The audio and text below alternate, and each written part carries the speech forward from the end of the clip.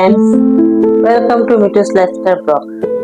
আজকে আমি আপনার সাথে কয়েকটা আমার জীবনে ঘটে যাওয়া বলুন ভূত বা ঠাকুর এরকম একটা ঘটনা হয়েছে আমার সাথে বা আমাদের রিলেটিভদের সাথে, যা আমি আপনাদের সাথে একটা একটা করে শেয়ার করব। তো প্রথমে চলুন আমার ছেলের এক পুজোতে দিতে গিয়ে কি ঘটনা হয়েছে সেটা আমি আপনাদেরকে বলি। যখন ধরুন 3-3.5 বছর বয়স, তখন আমরা বাড়ি করে আমাদের নতুন জায়গায় চলে আসছিলাম। সেখানে তখন লোক সংখ্যা ছিলই না বলতে গেলে, কিন্তু যেহেতু ছেলেকে মহারিষি পড়াবো আর আমার জায়গার থেকে মহারিষি স্কুলটার সামনে, তাই আমরা আমাদের এই জায়গাতে চলে আসছিলাম। তো এখানে কয়েকটা ঘর ছিল আর জায়গাটাও ওরকম ভালো ছিল না। একদিন কি করেছে, আমার হাজবেন্ড অফিস চলে যাওয়ার পরে দরজাটা লাগাতে যাবো, তখন দেখি একটা বয়স্ক মহিলা আমাদের বাড়িতে ভিক্ষা দিতে আসছে।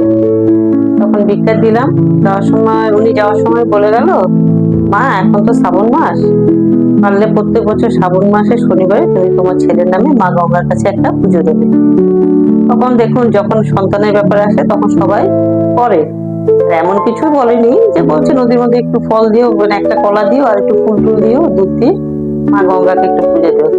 তো আমি ওই বুড়িমাকে বললাম, মা আমাদের এখানে তো গঙ্গা নেই। তো বলছে যে কোনো নদীতে মা গঙ্গার নাম নিয়ে করবে, হয়ে যাবে, তুমি তো সন্তানের ভালোর জন্য করছো। তখন আমি আর আমার হাজবেন্ড কি করলাম, প্রত্যেক বছর আমরা শ্রাবণ মাসে যে কোনো একটা শনিবারে নদীতে গিয়ে আমার ছেলের নামে পুজো দিয়ে, সেটা আমরা ছেলে যখন 3 বছর ছিল সেই থেকে আমরা করে আসছি। এখন ছেলে বড় হয়ে গেছে, এইভাবে আমরা প্রত্যেকবার নদীর ঘাটে গিয়ে পুজো করি। আর আমাদের এখানে নদীর ঘাটটা কেমন জানেন, রাস্তাটা অনেক উঁচু, নদীটা একটু নিচের দিকে। আর আমরা ঘাট বলতে পাক্কা রাস্তা থেকে যখন আমরা এইভাবে নামবো নদী থেকে, পুরো কিন্তু রাস্তাটা কাঁচা নদী, কোনো কারণে যদি একটু স্লিপ হয় একদম সেটা নদী থেকেই পড়বেন, কিন্তু এই জন্য জায়গাটা একটু সাবধানে নামতে হয়। ওই নদীর পাশ দিয়ে আবার একটা খাল আছে, যেটাতে নাকি সবার বাড়ির রেল কোয়ার্টারও আছে। এখানে রেল কোয়ার্টারে যে জল টল যায় বা বন্যার সময় খাল দিয়ে পুরো জায়গার জল বেড়ে নদীতে পড়ে। তো একবার কি করলাম আমরা, 2022-এর ঘটনা, আমরা প্রত্যেকবার যাই আর নদীর ঘাটে দেখবেন নোংরা থাকেই, মানুষের পায়খানা টায়খানা করে, কিন্তু তথাপি পরিষ্কার থাকে, আমরা প্রত্যেকবার পুজো দিই, কোনো অসুবিধা হয় না। 2022-এর ঘটনা, আমরা যখন পুজো দিতে গেছি দেখি নদীর ঘাটে এত নোংরা, এত গন্ধ, ওখানে দাঁড়িয়ে যে মাকে একটু পুজো দেবো ওইটাও ইচ্ছা করছে না। তখন আমরা ওই খালটা যে ছিল না নদীর পাশে, খালটার সাইডে একটু দাঁড়িয়ে দাঁড়িয়ে দুধের প্যাকেটটা কাটছি, একটা পাতিলের মধ্যে নেবো, তো কারণ মাকে ওটা ভাসাতে হবে পাতিলটা মার নাম করে। তো ওখানে দুধ ঢালতে হয়, কলা, একটু চাল, ফুল, পয়সা দিই। তো ওটা দুধের প্যাকেটটা কেড়ে কাটতে কাটতে আমার হাজবেন্ডকে বলছিস, তা নদীর ঘাটটা আমাদের কি নোংরা, কিভাবে দেবো বলো তো, ঘৃণাও লাগছে, এখন পূজা দিতে এসে একটু পরিষ্কার যদি না থাকে। জানেন, আমরা তো খালটার সামনে দাঁড়িয়েছি, খালের কোনো দিকে রাস্তা নেই, ওই যে আমরা যে নেমেছি নদীর ঘাটে ওই সাইড দিয়েই মানুষ নামতে হয়। আমরা আশ্চর্য, হঠাৎ কোথার থেকে একটা গরু ওই খালের দিক থেকে এসে, কিন্তু খালটার মধ্যে তো জল, শ্রাবণ মাসে তো জানেনি বন্যার দিক, কেউ ওখানে আসতে পারবে না, এত জল থাকে। একটা গরু হঠাৎ কোথার থেকে এসে আমাদের সাইড দিয়ে দেখলাম নদীর দিকে যাচ্ছে। তো আমি আমার হাজবেন্ডকে বললাম, মা গরুটা দেখি নদীর দিকে যাচ্ছে। তো গরুটা কিছু করেনি, সেটা দেখলাম ও নদীর দিকে গেল। গিয়ে কি করলো, আশ্চর্য, গরু যখন নদীর দিকে যাচ্ছে তখন মুখটা তো নদীর দিকে ছিল, নদীর ঘাটে গিয়ে গরু কি করলো, আমাদের দিকে মুখটা করলো আর গরুর পিছন দিকটা নদীর দিকে গেল। দিয়ে কি করলো, পিছনের 2টা পা দিয়ে গরু আস্তে আস্তে জলের মধ্যে নামছে। ওই জায়গাটা তো মাটি, আমি আগে বলেছি।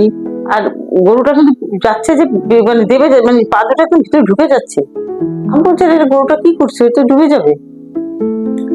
তারপর দেখলাম গরুটা এখানে গিয়ে পায়খানা পেচ্ছাপ করে আবার জলেতে সঙ্গে উঠলো, উঠে গিয়ে সে কি করলো, আমাদের গা ঘেঁষে একদম আবার উপরে যে পাকা রাস্তাটা আছে উপরে উঠার, ওটা দিয়ে যাওয়ার জন্য উঠে আসছে। আমি আর আমার হাজবেন্ড তো দেখে আছি নদীর দিক কি পায়খানা পেচ্ছাপ করলো।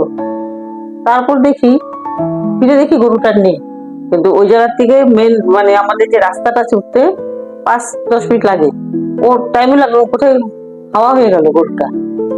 আমরা তো কথাটা কিরকম লাগলো, যে নামলো বা কেন, ইসে করলো কেন। তখন ওখানে একজন ব্রাহ্মণ ছিল, উনি বলল যে মা, তোমার যে ঘৃণা লাগছিল সেটা গরু এসে বুঝিয়ে দিল যে আমি এখানে পায়খানা আর পেচ্ছাপ করে গেছি, মানে গরু বলে না যে গরুর গোবর গরুর পেচ্ছাপে সব দোষ কেটে যায়, ওই জায়গাটা উনি গরু পবিত্র করে দিল যে তুমি এখন পূজা দিতে পারবে।